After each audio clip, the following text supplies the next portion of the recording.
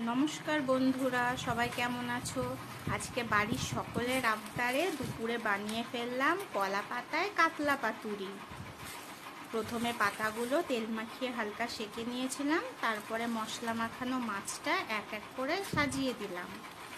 এরপরে গ্যাসটাকে একদম মিডিয়াম টু লো আঁচে রেখে এক পিঠটা ভালো করে লাল লাল করে ভেজে নিয়ে তারপরে আরেক পিঠ উল্টে দেবো। ওপর থেকে বেশ কিছুটা তেলও ছড়িয়ে দিয়েছিলাম। দুপুরে সবাই খেয়ে তো ভীষণ খুশি, বললো রান্নাটা নাকি হেভি হয়েছে। তোমরাও বানিয়ে দেখতে পারো, এই বর্ষার দিনে বেশ ভালো লাগে কাতলা কলা পাতায় পাতুরি। সুন্দর খেতে, সুন্দর একটি খাবার। তোমরাও ট্রাই করে জানিও কিন্তু কেমন হয়েছে। ভালো লাগলে লাইক, কমেন্ট এবং সাবস্ক্রাইব করে দিও। বাই বাই বন্ধুরা।